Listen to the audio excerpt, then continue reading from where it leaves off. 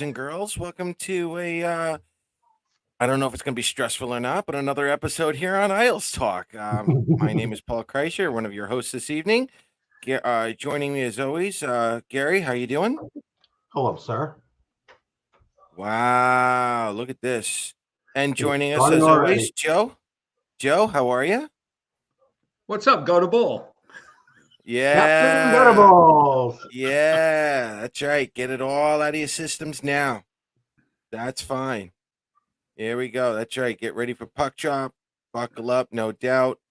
Folks, we're down 0-2. The Isles are down 0-2. We should not be down 0-2. We're going to talk a little bit about that with Andrew Gross when he comes on tonight.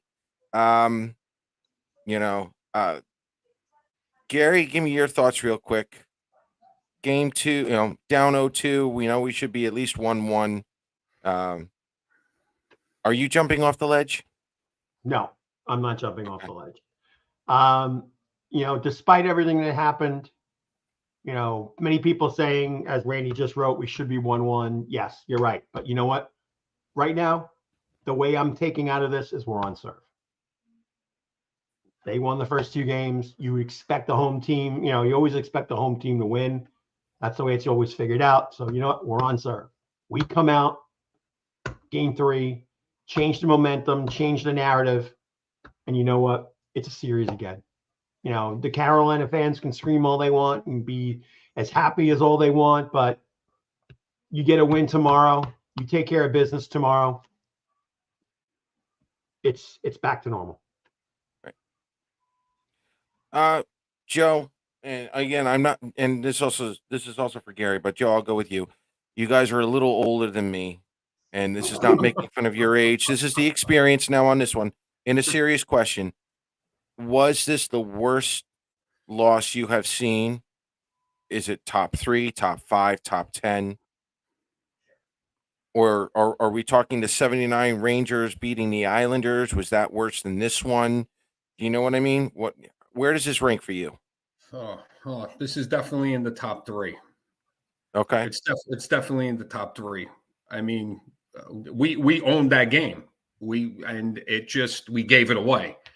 That's right. That's the tough part. But you got to listen. You got to give Carolina credit. They played their game. They never wavered from their game. Getting a lot of shots, shooting from everywhere. That's part of their game, and we were ready for it. But we're not built to sit on a lead. No, we're not the same. We're not the same team we were 4 years ago, where you could get a 2 or 3 goal lead, or even a 1 goal lead, and sit on it. We can't do that anymore. I mean, we're just right. We handed them that game. That game was ours. That's on the players. That game's on the players. Gary, what about you? I agree. I think of the 94 playoff with the Rangers. Now they decimated us on their run to win that cup. That was absolutely the worst series of all time. Every one of those games was horrible. To me, on a personal note, because 93 was when Claire and I basically started going together, and it was such a great run. I think the game 2 game against Montreal, when in overtime there were 9 guys on the ice when they scored the overtime game-winning goal in game 2, that really bothered me to no end. Somebody mentioned Dale Hunter game. That's another one, but that was one that we won. But yeah, I put it up there as, in the top 5 disappointments. But just to bring up before Andrew gets on, if you go back and you look at, I believe it was the first game this year that we played Carolina, and I believe the numbers were almost the same as they were in game 2 the other night. I think they had over 100 shot attempts. They lead the league in shots. They lead the league in shot attempts. They do it for a reason, and it's not from just inside. They shoot from anywhere. If there's a hole, they find it and shoot at it. So they played their game to perfection. Although, as Paul and I talked about earlier this afternoon, it took them 110 attempts on net to get ahead. That says something. And that's what a lot of Islander fans don't think about. Is you look at that. They shot from all over the place. Yes, we got one shot in 35 minutes. But you know what? It took every bit of that for this team to get the win. So that's why I said don't jump off the ledge. Because I don't think these guys are out by a long shot. And if you really, really look hard at the game, at both of those games, you could say we could have been up 2-0 in this series. Not a doubt in my mind, we could have. Things didn't happen. So that's why you got to come back tomorrow. And I keep saying it every time I talk or write something, set the tone. Now you've got the chance to set the tone, being you got the change in the lines. You got the opportunity to put something down. And it's got to happen. Can I add something to that? Absolutely. Okay. I hope the Islanders were watching that Panthers Lightning game last night, because the Islanders are back in that habit of stick checking and letting a player go by them. Tampa and Florida are not doing that. You get close enough to somebody, you're hitting them. And that's what you do. I mean, the stick checking, it's the playoffs now. You got to tighten everything up. You got to tighten everything up. Otherwise, you're just going to get more of the same. They're just going to keep coming at you, throwing shots, and you're not going to be able to stop them. Right. And that goes back, folks, to an issue that all of us here in the chat room and on the show here, we've been talking about that ad nauseum all season. You know, Ryan especially, he and I will vouch for it. That looks like a Western Hockey League defense when it's just stick, stick, stick. You can't do that, especially when you have Carolina entering your own zone at the blue line and you're just using your stick to prevent and try to chase. That's not going to work. You got to have some kind of hitting going on around that blue line to make it difficult into their own zone.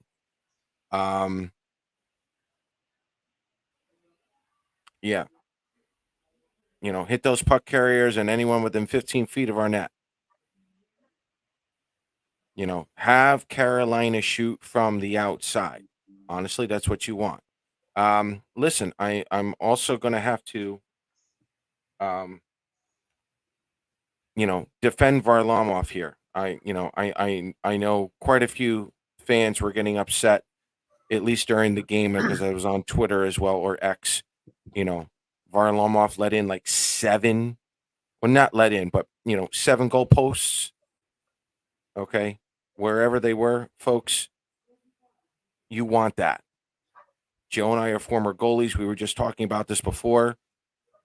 When you have a goal post like that, they're like you're driving a car. You get a little bond with them.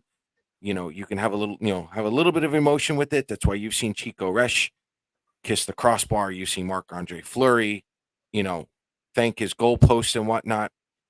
When you have 7 deflections off your goalpost or crossbar or whatnot, it means he was in the right position. The only thing the goalie is worried about is that it did not go in the net. A lot of times, goalies will let the pucks go by them, and guess what? If it doesn't hit the post, it's in the back wall. That's supposed to happen. But we'll get onto that in a minute. We're going to welcome here Andrew Gross. Gary, go ahead.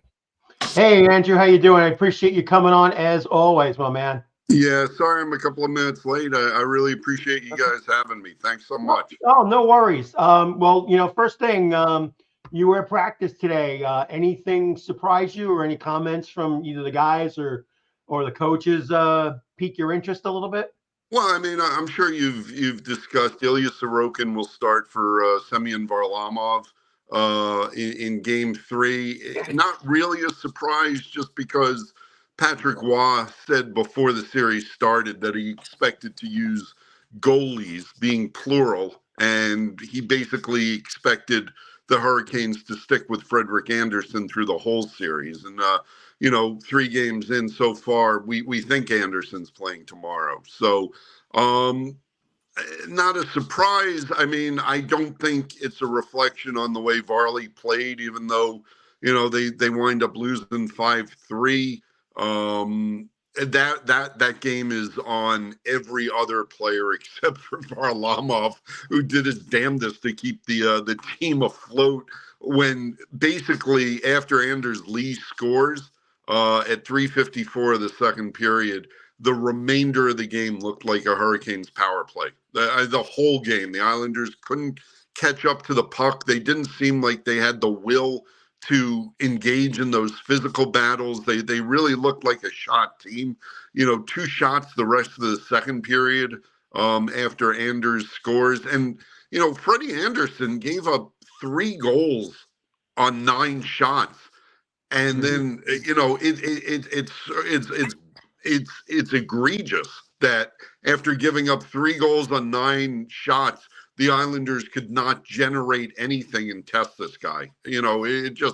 It's a real dereliction there that they failed in that respect. So, he turns to Sorokin, I'm sure, as a goal, as an old goalie. He's thinking maybe this sparks the team a little bit, gets going. They're happy to be on home ice. The usual cliches there. They've put this one behind them. It's only 1 loss. The real heartbreak was game 1 because they played well in that game and they feel like they should have won game 1. Game 2, it was obvious to everyone, even when it was about 3-0, when it was 3-1 entering the third period, it was very obvious which the better team was that night. Right. Yeah. What was the let's say the atmosphere among the guys? If you talk to them today, is it just clear the page and just take whatever you can and push it to game 3?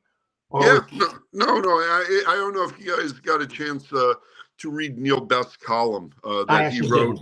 Yeah. No, basically his point is, you and me and the fans, we wear this right up until the puck drops again and we see what's going on, right? We have a hard time getting past that epic collapse. The Islanders, they were pissed on the flight home. They had an off day yesterday. Maybe they went over it in their minds, but when they showed up at the rink today, nothing that happened in game 2 mattered. They're back to work. They were focused on game 3. And Neil's point is non-athletes have a hard time wrapping their heads around it, but you're not going to be a professional athlete unless you can live like that, unless you can put bad things in the past. And the Islanders, look, to their credit, they've had a lot of bad things this season, and look where they still are. So they've proven that they can get past stuff like this. Obviously the hurdle is the Carolina Hurricanes are a really, really, really good hockey team. And, epic collapse or not, it's going to be a hard road for the Islanders to get past this team, even if it was coming back to UBS Arena tied 1-1. Well, give me your thoughts on Sorokin. You think he's up for the task at this point? How sharp has he looked in practice? Yeah. He's a good practice player. Varley's a good practice player. They're competitive. They don't like giving up goals, but you're going to be able to tell really quickly into game 3 how this one's going to go with Ilya. What Patrick Waugh saw in Ilya Sorokin that led to him riding Semyon Varlamov down the stretch was Ilya's trouble at controlling rebounds, which is something Varley does not struggle with. Varley is so positionally sound and correct, and Ilya just relies on different things in his game. He's so athletic, he relies on his speed to get to places, and you're going to be able to tell within the first 10 minutes of the game whether Ilya's on his game, controlling the rebounds, absorbing these shots into his chest and not giving the Hurricanes the second chances. If he's able to do that, I'll take Ilya Sorokin over Freddie Anderson, even given as well as Freddie Anderson played down the stretch. But if you see a couple of rebound chances in the first few minutes, that's a real red flag. Joe, you got a question? I agree with that. No, I just I just hope he's on his game. I want to see this kid rebound. You know, he was up and down all season. I would love to see him come out strong and steal a game for us.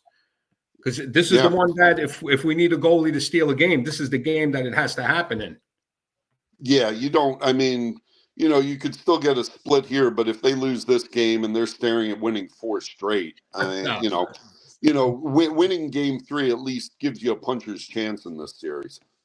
Right. Did I heard something along the fact that Matt Martin had a maintenance day today? Is that true? That is true. Yeah. Gary, he did not skate. He's day-to-day game time decision. At practice today, Ruslan Ishikov skated on the 4th line. And he is as big as Marty is big. Ruslan is not big. It's a stark contrast. I mean, we'll see how it goes. Ruslan does have his speed working for him. He's a darty player. I'm not quite sure how this all translates to the NHL, let alone the NHL playoffs.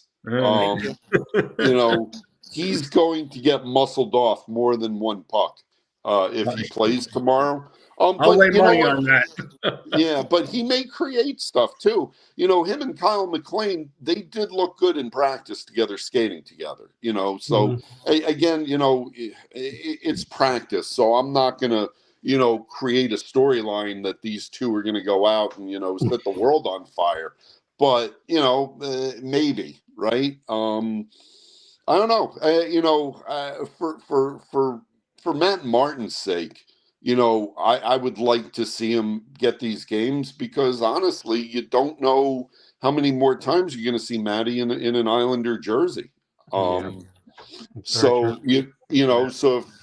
if he's not able to play games 3 and game 4, that's I don't know. I mean, look, Matt Martin has been just an absolute beast and warrior for this franchise, minus the 2 seasons he's in Toronto. I think Matt, if this is the end for Matt, I'd like to see him go out on a high note, really. And I feel bad. I'm talking like this series is over, which I shouldn't be doing.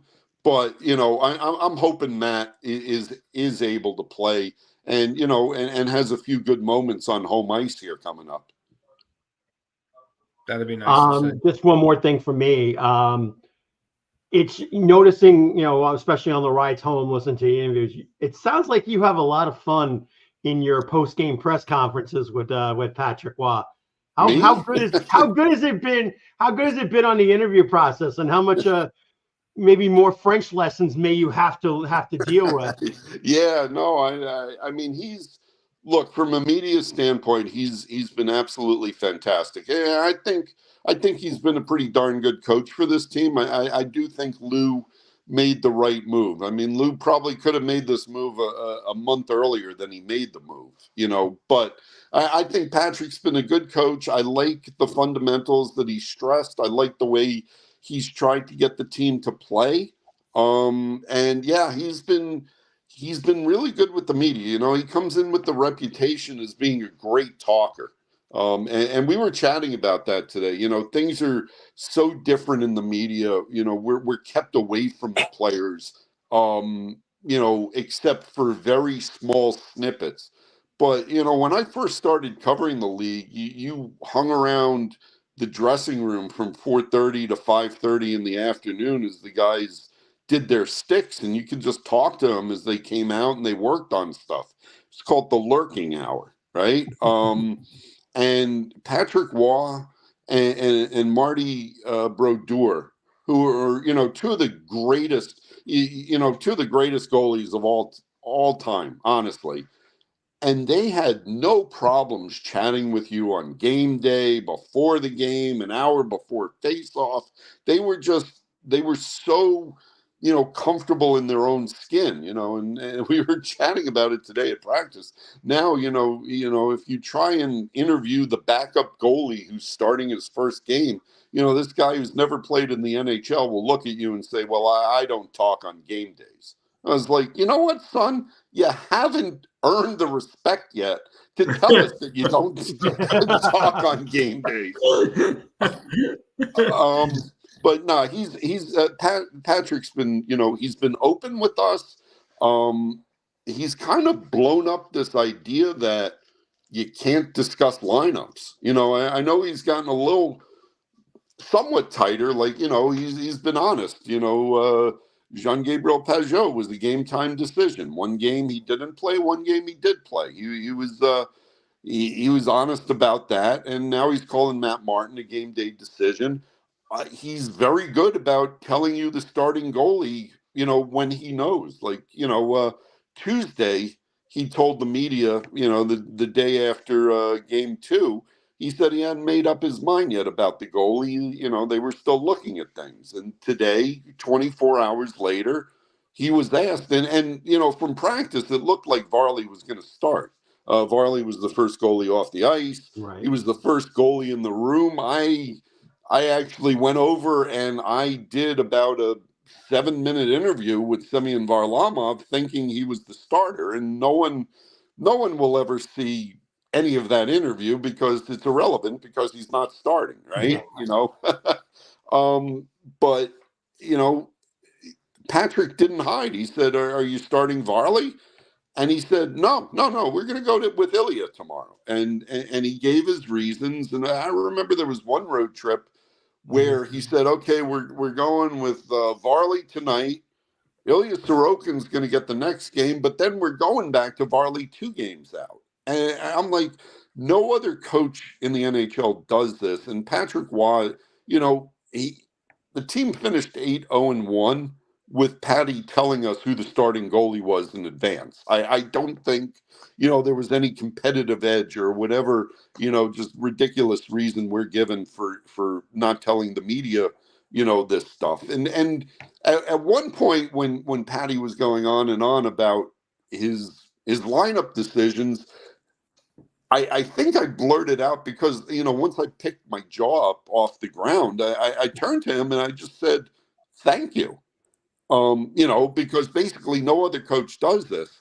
And Patrick said, you don't have to thank me. He goes, I think the fans deserve to know, the media is the conduit to the fans, and the fans deserve to know what's going on with their team.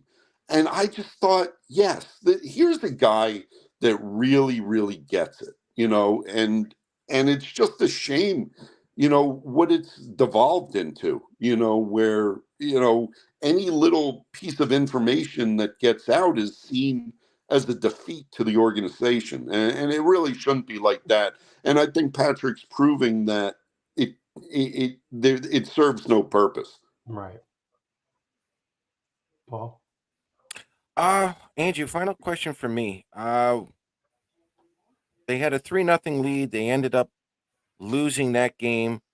They're back at UBS Arena, probably one of the loudest crowds in the NHL. What kind of momentum do you think the Islanders, what can create a momentum that can get this Islander team through game 3 and a win? What are you looking for out of the Islanders tomorrow? Well, like we discussed, I'm looking for Ilya to control those rebounds early. The crowd is going to be loud. And I know on my podcast, the Island Ice podcast, when I was answering some questions, from that had been tweeted into me, I was asked what I thought the reaction from the fans was going to be on Thursday and whether the Islanders should be booed. And I was like, oh my God, no. I mean, I hope there's some appreciation from the fans for what this team got through to get here. I think the fans should be supporting the team. The team certainly needs it. They can feed off. If the crowd is going nuts right at the start, there's no doubt that the team can feed off of that. And, and certainly if they ever scored the first goal, and really got the crowd into it, it can be. I don't want to say intimidating because all these guys are professionals, but it's not easy to play in those circumstances. That's why opposing teams hated coming into Nassau Coliseum. Barry Trotz would talk about it all the time.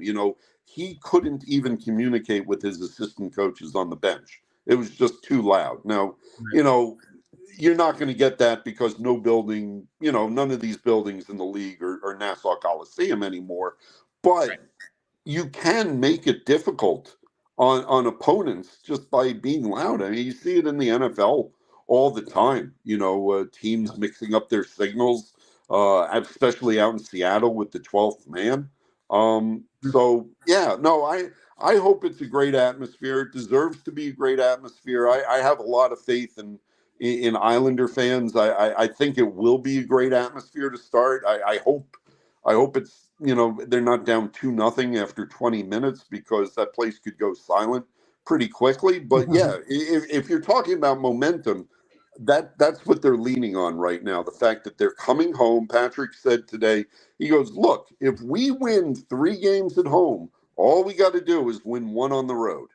I mean, simpler said than done, but that's the way they're looking at it, is that this is going to be a big home ice advantage for them, and they want to make the most of it. Well, I have a question for you. Yeah. If you're Patrick Waugh, okay, what are you telling the team let me word it this way. What part of Carolina's game would you tell the Islanders to attack? What's their weak? What do you see? I mean, it's really hard to see a weak point in that team, but what would you go after? Well, I mean, so far, especially in game 2, I thought the Hurricanes were more physical, and that the Islanders absolutely have to be the more physical team. They have to go. They have to be harder on the walls, and they have to make the defensemen turn and look over their shoulders when they're retrieving pucks. And they sort of have to make the Hurricanes think about what they're doing. And then once they start doing that, the Islanders can get to their transition game a little bit better. They certainly, it's not so much attacking Carolina, but it's gathering speed and making good D-to-D passes and, getting up the ice in an effective manner, which is something they did very well in game 1 and something they failed at miserably in game 2. I would, Patrick talked about this today. The Islanders would do really well if they could actually transport the puck over the blue line, right? They're dumping and chasing like there's no tomorrow. But Patrick said today, you gotta, the ideal is to always skate the puck into the offensive zone, but you gotta take what they give you, and that's the Hurricanes are gumming up the blue line, so that's certainly something the Islanders have to attack better. Thank you. All right, great. Well, listen, Andrew, we really appreciate your time joining us. Have fun tomorrow. I know maybe I'll see you out there, and well, I see you got a good thing to report tomorrow night. I see you on the big board now every game. You're like Mr. Islander. It's great. Oh, don't tell these 2 guys. Oh, Paul just passed out. You made the rest of the show great for us, Andrew. I really appreciate that, bud. I'm going to throw up. Well, listen, we'll catch up soon, all right? Hey, listen, guys, thanks so much for having me. Have a great show, and hopefully, enjoy the game tomorrow. Yeah, thanks, Andrew. We'll see you soon. Andrew. Thanks. All right, take care. Okay. Yes. That was Andrew Gross of Newsday, boys and girls. We want to thank him once again for coming on. And before we continue, I have a bone to pick with you guys. As you can tell, they've already been muted. Okay? I got a bone to pick with you guys, specifically the listeners and whatnot. Okay? This was funny. It was. Last week's show was great. I'm going to bring them back on because they're like dying hysterically here, but they're not allowed to talk yet. They're not allowed to talk. That's right. See? This is the crap I got to put up with you schmucks around here right now. Yep. Okay. Got a ball. I did. Not only did I get a strike, but I ended up my season with 3 in a row in the third game, and I ended up racking up a few $100. So number one, I'd rather spend my Friday night making a few $100 like that and not spending it with you morons. Second of all, yeah, that's right. You're all a bunch of morons at the moment. Second of all, not a single listener defended me while I was not at the show. Not a single one of you defended me at the show. Exactly. Right here, right there, right there. Yep. First time I've seen Joe quiet. I know. It's amazing. You got to see what his mom does to him when she tries to shut him up, too. No one defended me while I was not there at all. Okay. And now you guys want to come in and complain about what you saw the last 2 games? No. You don't deserve this right now. Okay, big happy smile face. Wonderful. I'm happy for all of you. I didn't watch the show. Good you. Good, Greg. Thank you. I mentioned Jesus. I bet you did. Where is this? Hide all this boo-hoo. See? Uh-huh. Yeah, you don't deserve this show tonight. Anyway, back to our regular scheduled programming here. I'm done with my rant. Jerks. You're all a bunch of jerks. This side of a bunch of jerks. How do you like that, huh? All right. And then we got Jeff here getting back all serious. Good Lord.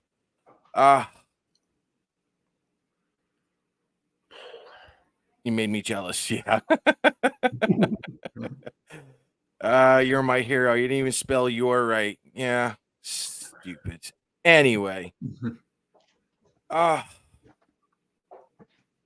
Joe, momentum here at the moment here. You know, what are you looking for? What kind of momentum, if anything? Well, the biggest momentum was a 3-goal lead, and that didn't work out too good. So I'm just going to say play a full 60-minute game, win your shifts, have your defensemen take out guys at the blue line that are trying to skate over the blue line. Hit them. Don't let them skate around you. Stop the stick checking. Throw some hits. Build up some steam. Build up some confidence. Let Carolina think about what's going to happen to them if they come into the zone with the puck. Change it up a little bit. Be a little more physical. And like Andrew said, Sorokin. Yeah. You know, the first few minutes of the game, we're going to see if he's on. If he's on, then, fantastic. Build up a lead and just keep play a 60-minute game. That's the momentum builder. Play a 60-minute game. David, we're going to come back to this question during water cooler talk, but I'll bring up a shot clock for you guys in a little bit. Gary, what are you looking for in terms of momentum? Again, I totally agree with the physicality issue. It just looked like after the third goal that they were laying back. I don't think it's like defending a lead or holding a lead, but it just didn't seem to want to, attack them. Again, it's like, you always remember from the movie Miracle, you don't defend them, you attack them. And that's what they had to do, whether it's killer instinct or it's, just a matter of loosening up their grip. You can't take your foot off the pedal. They got to come out minute 1, put the foot on the pedal, again, set the tone, establish themselves. They've got to be able to do that. And once they do that, never take it off. That's what they need to do. They need to show the fans that. They need to show the league that. Because I guarantee you every other fan base in the NHL was probably, laughing hysterically about it. Stop wasting napkins. I love you, Claire. See, someone's always on my side. I just wait for it. Love it. Love it. Anyway, no, but they do have to set that tone. They really do. Right. Yeah, folks, this is a big momentum shift.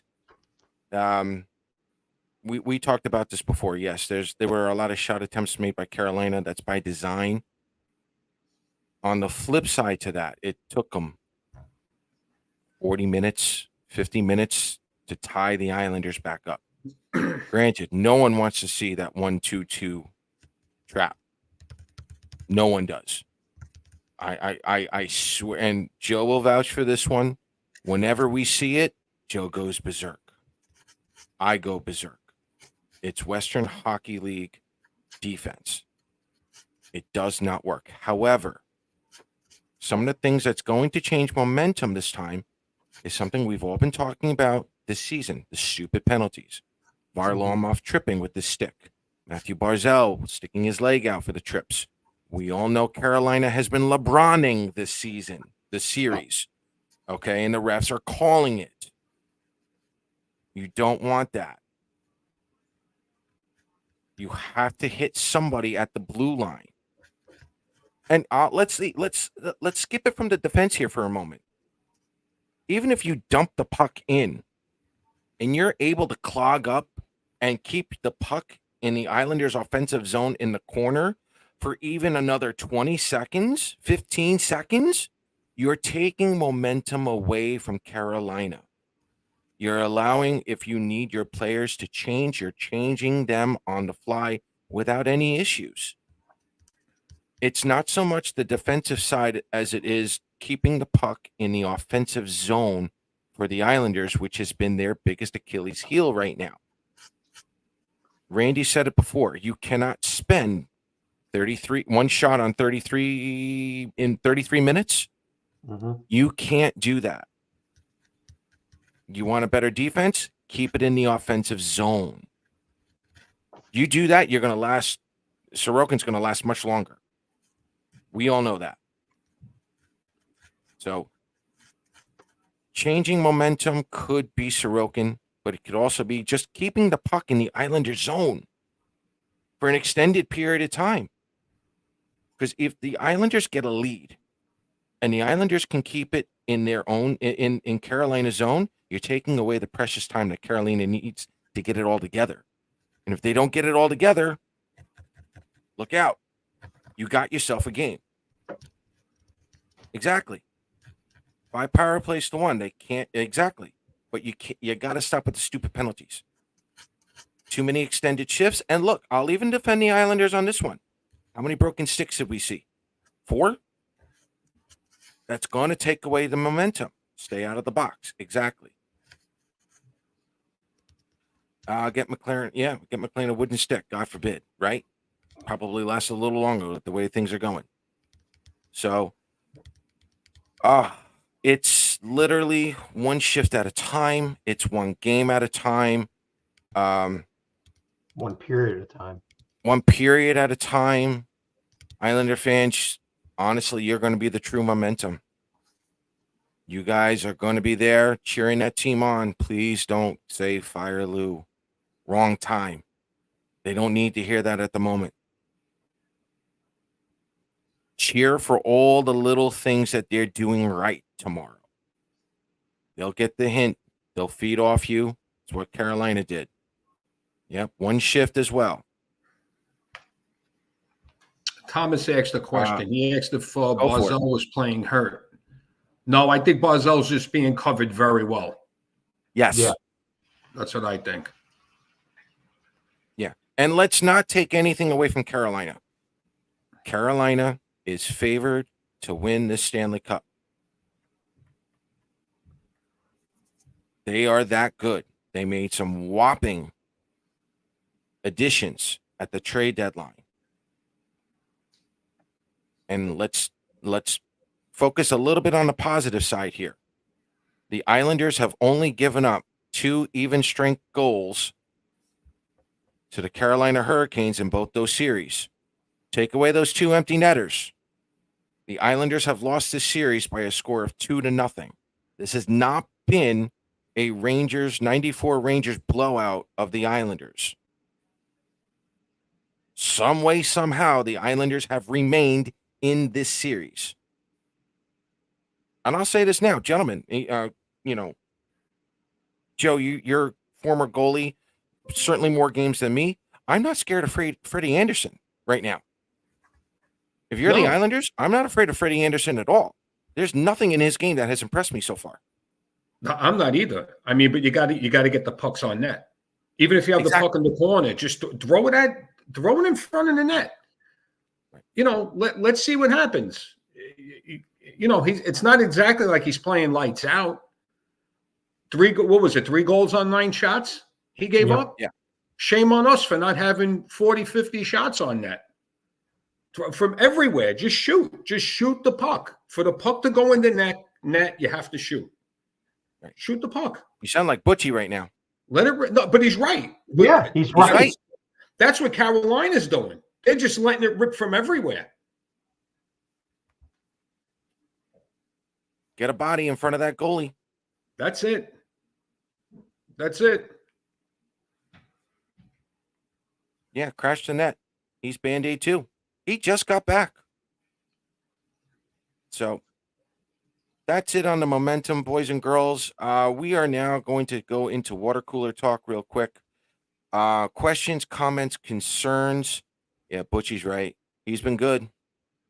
You know, brings up the good points here. Listen, Ishakov. Yeah. Okay. Andrew must be reading or listening to the show when I talk about prospects, because the moment I started making those faces, boys and girls, Andrew started laughing. He knows, I know, you guys have seen it. Listen, I will not judge Ishakov if he's playing tomorrow. That's not how I go with prospects or whatnot. Any kind of a grading system doesn't come until after game 25 anyway. For me, it's, can he still play the system? Having said that, I have not seen a consistent forecheck out of Ishakov the last 5 years for me to feel comfortable on him being on a 4th line, 3rd line, 2nd line at all. Okay, this is not a fan appreciation night. Pittsburgh Penguins, thank you for not crushing him at the red line. This is the Carolina Hurricanes, Stanley Cup contenders. They want to win at all costs. They won't care about some rookie. Not like I said, I don't think he can't play in the NHL. I think he can at some point. But putting him in a situation like that tomorrow frightens me. Only very few players in the world have done a start of your career basically in the playoffs and made an immediate impact. Our coach being one of them. But again, it's very few and extremely far between. Yeah. And for a kid of that size and stature, that just makes it even more difficult. See, now, Robin, I like that. Serve the bench minors, spring them from a breakaway at the end of the penalty. Okay. But I really don't want to see the Islanders penalty killing at all tomorrow. I love the idea, but not with this year's penalty kill. No, not a good spot for him to play. Listen, the speed is okay for the NHL. He went up against a slower Pittsburgh team. He's going up against Carolina. They're going to match him speed for speed, no matter what people try to say. The problem is he's going to be met at that blue line. And unless he ducks under their skates. Unless he ducks. Look, he's the perfect person. He's the perfect person to do a dump and chase. Have someone else dump the puck and have him go chase it. Perfect. I hope he doesn't get crunched in the corners. Go ahead, Joe. But you're going from what I would call a preseason game against Pittsburgh, because the game meant nothing, to a game where our playoff lives are on the line. And it's like you said, Carolina, they don't care who's in that lineup on the other side. They're going to hit whoever, whenever they get the chance. So I just don't want to see this kid get hurt. Yep. I mean, listen, he's a hockey player. He gets hit. But things are a little more intense in the playoffs. Carolina's on another level of intensity. I completely agree with that. It's the kid can take a hit. Yeah. Go ahead, Gary. Just saying, as we were talking before we went on air, and I didn't think about it because I didn't see his name pop up. You got Gauthier that's up on the squad. To me, if Matt Martin doesn't play, and Paul, you convinced me and take full credit for it, that's the type of person you would want in that situation. Julian Gautier's Gauthier. got some NHL experience. He's not afraid to bash it up, and you're going to need that type of a person out there. So, I mean, Gauthier would be, I would think, the best option of anything at this point. Yeah. Don't get me wrong, folks. Will I be rooting for the kid? Absolutely. If he plays tomorrow, no doubt. No doubt. Do I think his time is now? No. Make him a 13th forward. I still stand by that for next season. Let him learn everything. He'll be a quick learner. He'll be motivated. But to put him up against Carolina, that's a tough feat.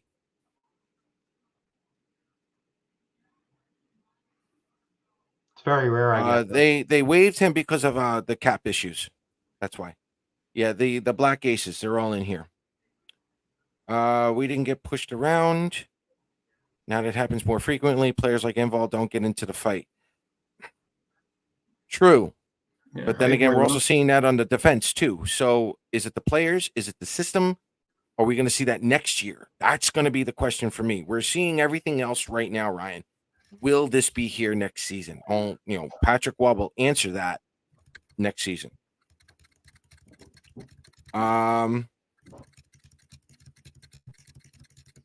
So yeah. Listen, someone, I think it was Matthew. Pelech continues to be awful.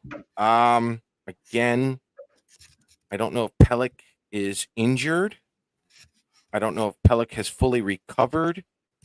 Joe and I have talked on the phone every once in a while about certain Islander players maybe playing injured through all of this. I don't want to use it as an excuse, but there's no doubt some of these players are just not looking right. And, we'll find out when the season's all over.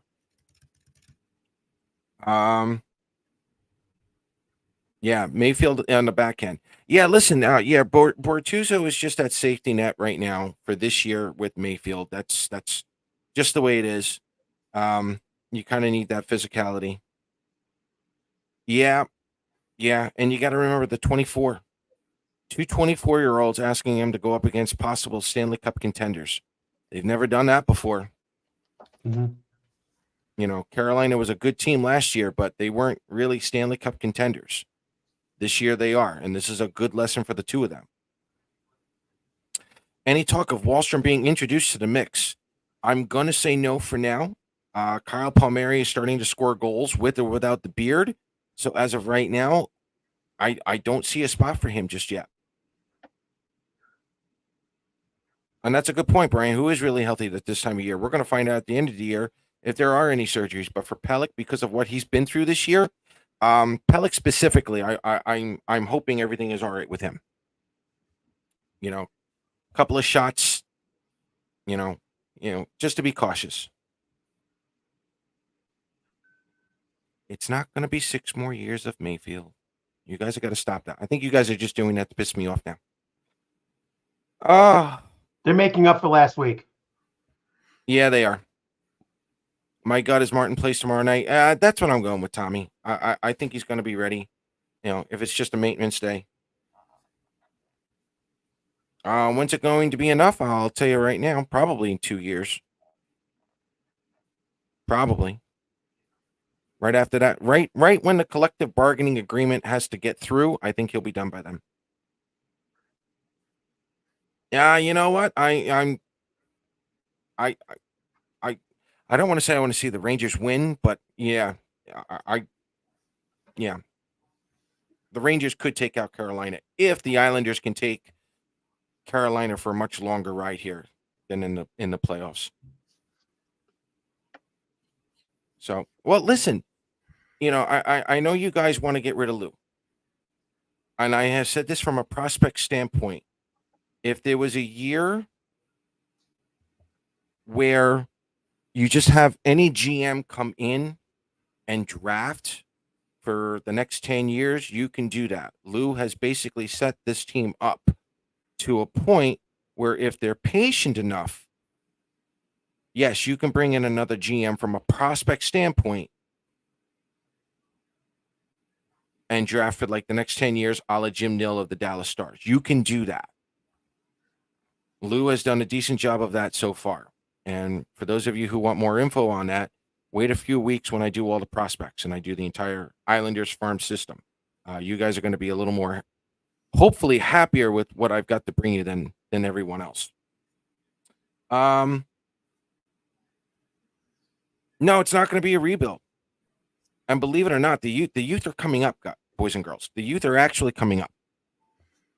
Probably much sooner than some of you may realize. But again, it's going to be depending on some of the injuries to some of these remaining players on the list here. That could also be true. That could also be true.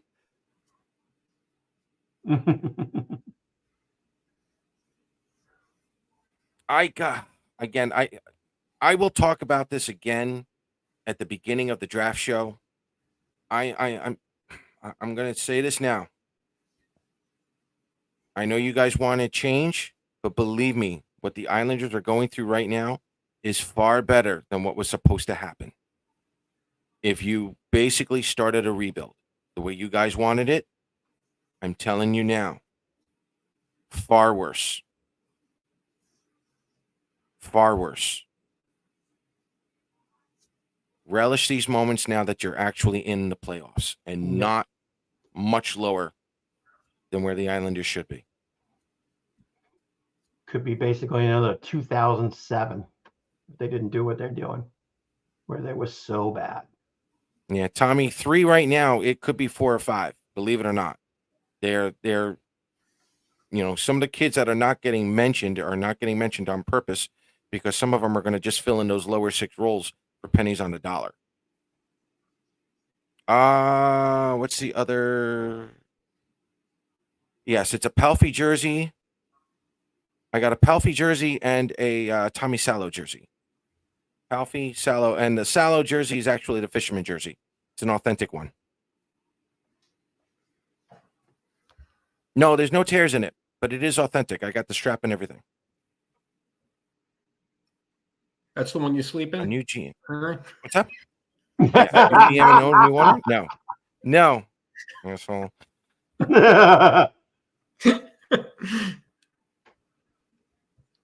Blown up 2 years ago? No. No. Not during the COVID years, boys and girls. No. Some of you who want this whole team blown up, you definitely don't follow the draft. That's for damn sure. Yep. Bottoming out in the NHL these days is anywhere between 45 and 60 points. AKA San Jose, AKA Anaheim. That's bottoming out. Yeah. And if we did what you thought they should do by breaking it up, that's where you'd be. Right. And believe me, you'd be more screaming than you would be now. Yeah. And believe me, it's not so much. I'm more thankful for what Lou has done because I'm the only crazy fan here who's actually covered the prospects for as long as I have. He's actually shown me a new way of keeping a team together while doing a retool and a rebuild at the same time.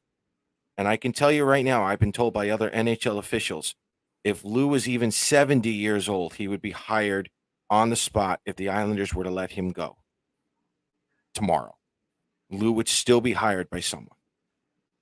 So, again, he is. It's a rebuild and a retool all in one. And the Islanders are going to be yay close. And that's also what I've been doing for you guys. Not only am I watching the NHL playoffs, but I've also been watching the Calder Cup playoffs, the AHL. I've been watching the Ontario Hockey League playoffs. I've been watching all of the Islanders prospects. I've been going over the draft. There's a lot to look forward to. There's no need to tear everything down because if you tear everything down, there's no Bo Horvat, there's no Noah Dobson, there's no Matthew Barzal, there's no Ilya Sorokin. I don't want to put younger fans through the 90s again. I really don't. That was just a really bad time. You have a new arena. That's not going to happen. No. You got to keep that building filled. You should have seen Joe's hair in the 90s. That would tell Oh you what yeah, happened. I had some quaff. Not going there. Woo. Yeah, not going there. Yeah, no, Ryan, it's honestly been a tutorial lesson watching him doing the research on what he's been doing in order to keep a team afloat, because that's exactly what he's been doing.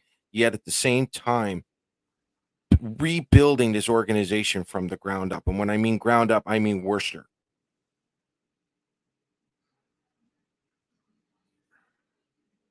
Toronto did not. Toronto got rid of him because he was not going to be the GM. Malkin basically came over and asked him, "Can I take him?" Toronto said yes.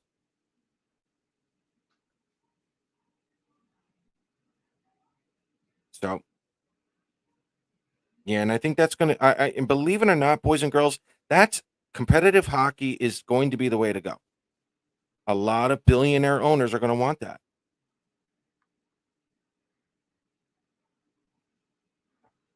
It's a benefit to the bottom line. Yeah.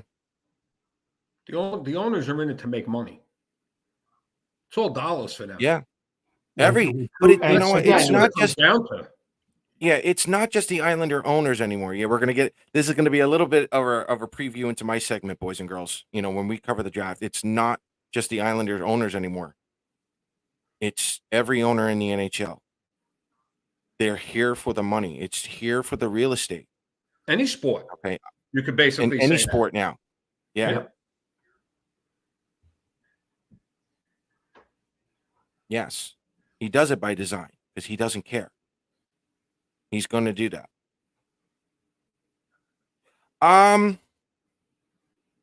Part of me misses Garth Snow. Part of me. But a lot of Garth's troubles were still Nassau Coliseum. Mhm. And getting free agents, top free agents to come to the Coliseum. He drafted well. All right. Yes, he did.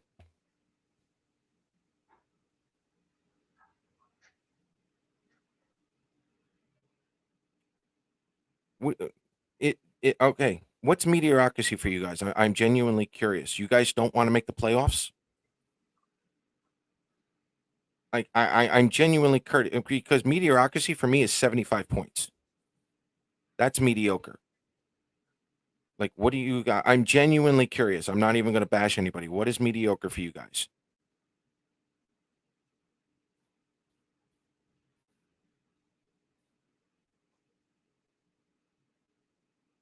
You know, you're in the level playing field here. I get that. Do you really want to be a bottom 5 team for 7 years minimum? It's not 2 or 3.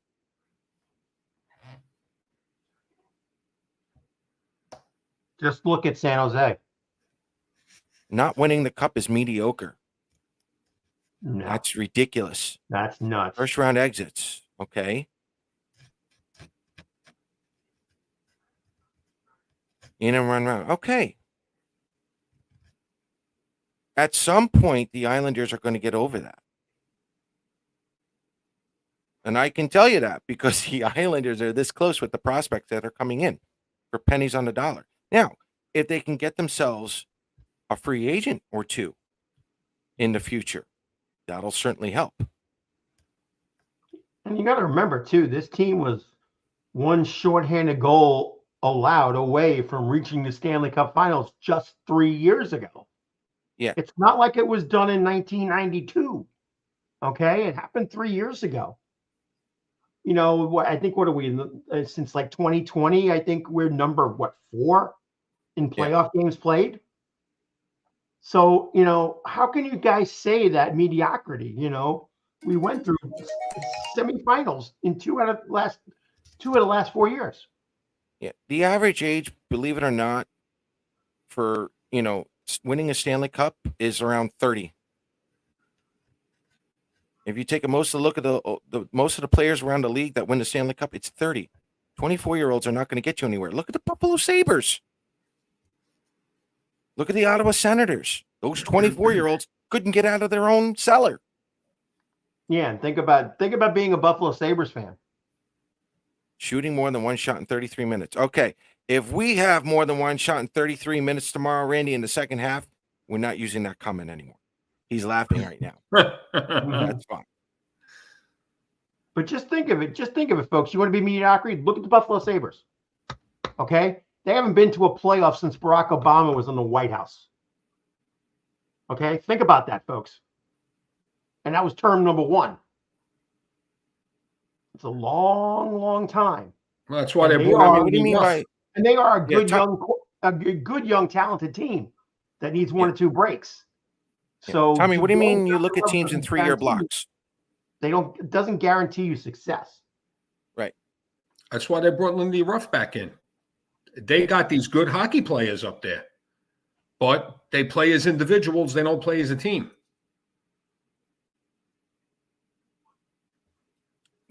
Yeah, Matthew, again, Joe and I, Joe and I were told to shut our mouths during these years. Listen, I'll tell you right now. I think it's safe to say now, everyone in the NHL up and ups knew those seasons were going to get cut short, including Lou Lamoriello.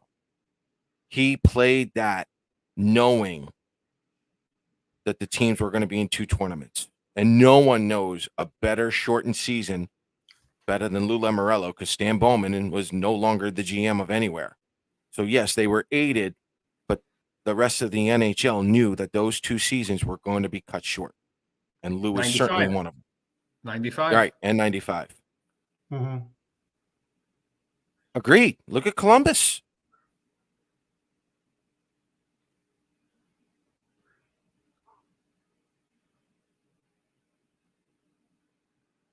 And I get that. But boys and girls, here we go. I love you guys. I really do. All joking aside, bowling jokes, whatever, everything else aside. I'm going to hit you with some hard truths right now. Okay? It's not about the Stanley Cup anymore for the NHL. It's not about the Stanley Cup. It should be. For those of us who are older, you play to win the cup. It's not like that anymore. The motto is win, get in, and see what happens. That's where we're at. And if you want me to prove that, here you go.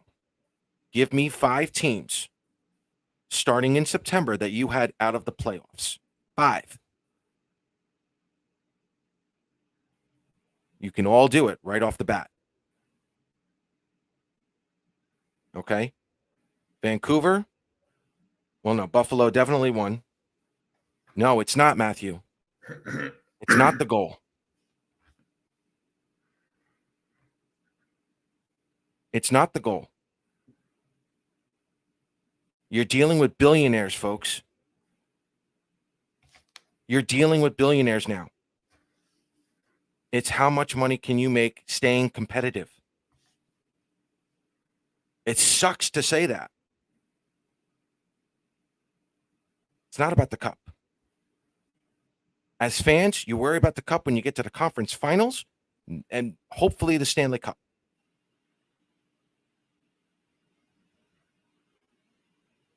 That's what it's about. It's enjoying the games. It's going to the games. All right, I'll put you on the spot, Gary. Season ticket holder for God knows how long. You've been through the worst. You've been through some of the best. Why do you still go as a season ticket holder? I love the game. That's it. Love the game. If it was exciting, because I wasn't a season ticket holder during the cup run, so I started afterwards. So yes, Right. I haven't seen that as myself. I mean, obviously seen the win from television, but there is nothing that's more exciting than going to that. But as a fan, that's what we think about. Right. But as an organization, it's part of it. It's not the but it's not the whole meaning. Right. Right. Because basically a team now, the way that Islander fans are paying for their tickets for round 1, okay, by getting 2 playoff games in, they're making up nearly a half a season of losses. 1 game. is making up 40 games worth of regular season negative. 2, you made up the year. And this team, we all know how much money Paul said it 100 times. How much money did the Islanders lose in the 2 years of the COVID situation? 100 million. Exactly. Believe me, that 100 100 million has been made in 3 years plus. And that's what they're worried about. But a cup would be nice. A cup would be the perfect ending to it. But that is not the end-all, be-all of what management thinks. And it's not just the Islanders. It's every one of the 32. And let me go a step further here. Those 5 teams, let's have fun. You didn't have Buffalo in the playoffs. Some of you did. I did. I was wrong on that. You didn't have Ottawa. Detroit too. You didn't have Philly. You didn't have Detroit, whatever. You didn't have San Jose. You didn't have Anaheim. You're looking at 5, 6 teams not in the playoffs, and we all knew that by September. That's a lack of talent in the NHL, boys and girls. You put those 5 or 6 teams, spread them across the other 25 teams, you got yourself some competition going on. Now the NHL is worried about the Stanley Cup. Now you got Arizona going to Utah. And now there's even whispers of the NHL going to 36 teams. 36, forget 34. They're going to 36 teams. And we can already knock out 5 teams starting in September.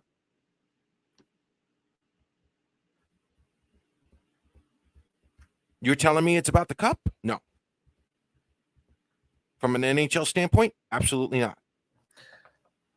If they go to that many teams, they're going to have to change the playoff format. It's probably going to. It's probably going to be like soccer, where in the middle of the season you're going to have a tournament, and then at the end of the season you have your Stanley Cup playoffs. Because you got these bottom. Have your play-in round.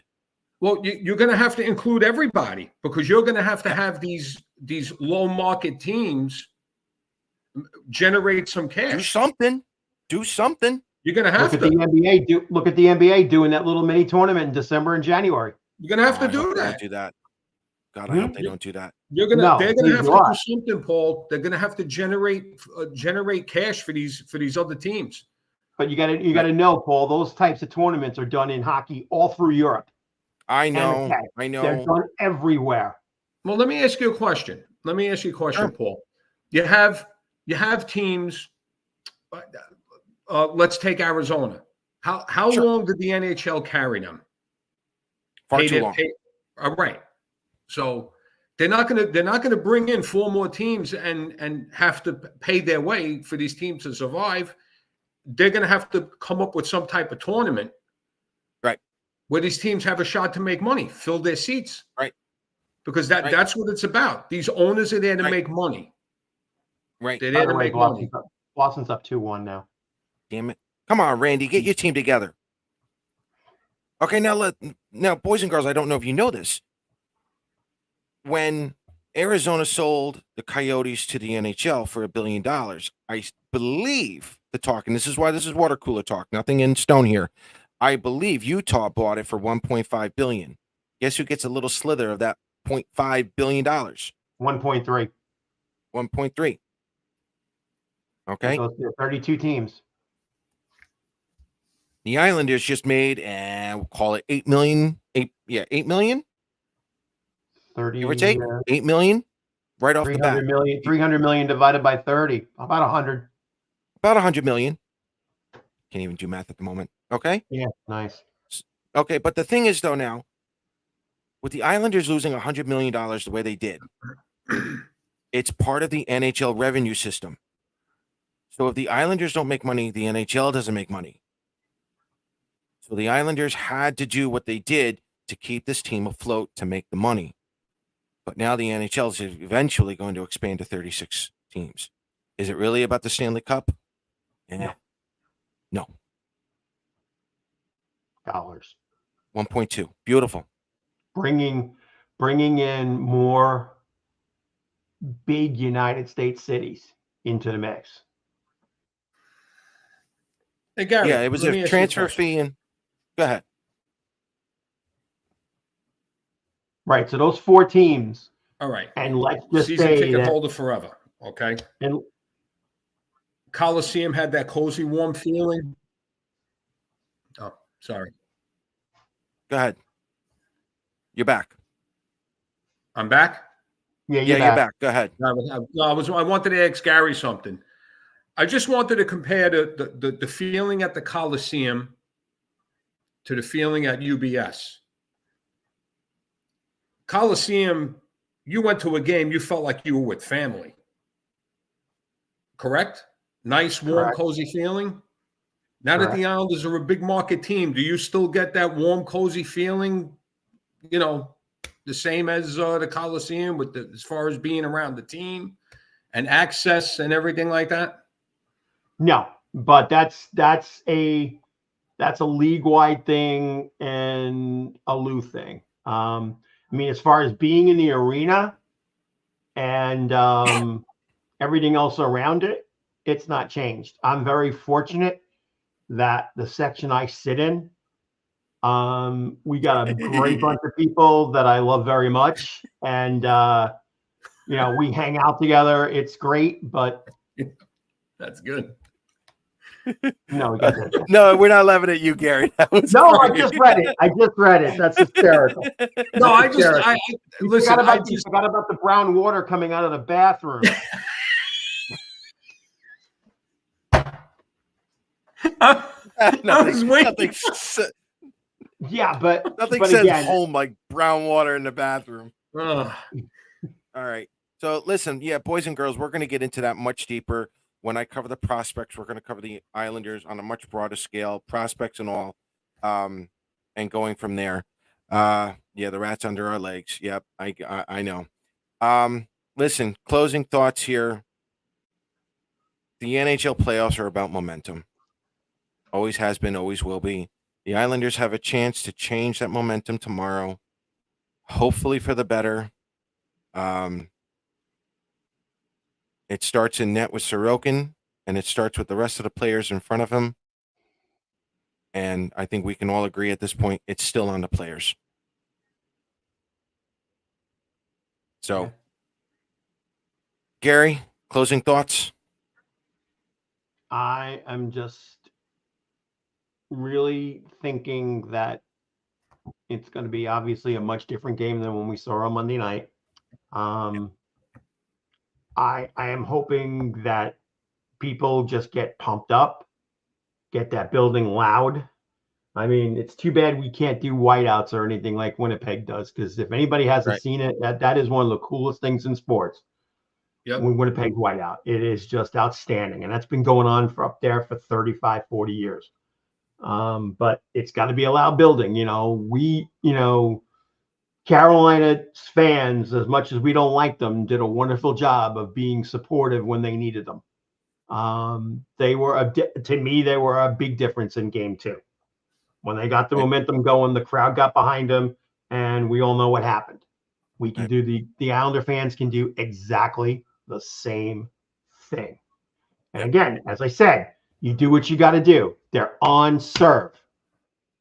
You do what you got to do at home, and then you pray you win one of those 2 games in Carolina, either 5 or 7. You've got to do it. And can it be done? Absolutely. Forget the fact of what happened. They could have been up 2-0. They're not. But right now they need to play the game of their lives tomorrow night, and the fans got to be behind them 1,000,000%. That's it. Joe? Well, I heard Randy started that whiteout thing up in Winnipeg. Oh,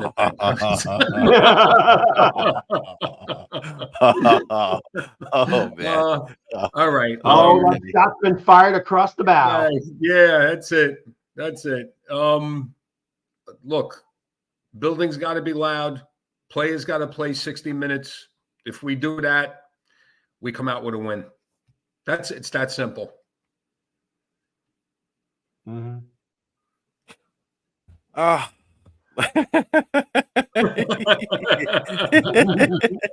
He's still here. Just making sure you're still here, Randy. All right. Boys and girls, this is this is time. This is the Islanders fans' time to shine. I think you can definitely do better than Carolina. Don't throw anything on the ice, please. Try to keep it classy, but you need to be that sixth player. You guys got to rally behind this team. Granted, boo them when they need to be booed. They've earned that booing at some point. But if they're playing the simple game, they're playing to where the momentum can shift at any moment. Be that momentum for them. That's all you can do at this point. Boys and girls, this has been a pleasure. This has been a lot of fun.